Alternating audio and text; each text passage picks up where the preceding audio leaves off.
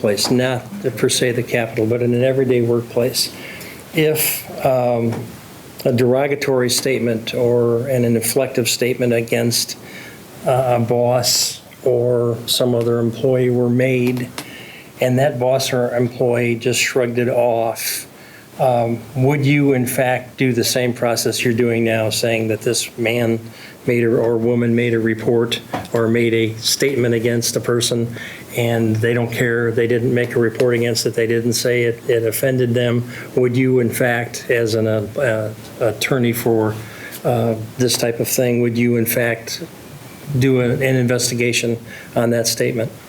Mr. Chair, Senator Olsen, I think that's a fair question. It would depend on the facts and circumstances, but oftentimes we see that in the employment setting where the recipient of the conduct or the comment, maybe they have thicker skin, they don't want to become involved, they don't want to bring the report forward. An employer, if it knows or has reason to know of conduct that either violates its rules or policies or rises to the level of violating the law, would have the same obligation to look into those concerns. Let me just follow up on that. Yeah, please. So what I'm hearing, it's not a subjective test of what the individual recipient is feeling or takes in. It's a reasonable person test, I believe you made reference to, as to the workplace, as to whether a reasonable person in a similar situation could fear as violence, threats, or whatever within the workplace.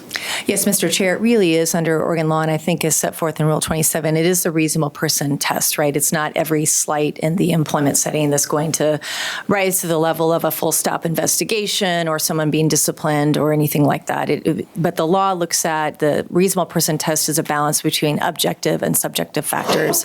With the reasonable person in that employee's situation, given power differentials, someone's race, someone's ethnicity, someone's gender, depending on the type of allegations, would they believe or find these conditions to be sufficiently severe or pervasive to alter the terms and conditions of their workplace? That's how we look at that, for example, in a hostile work environment setting.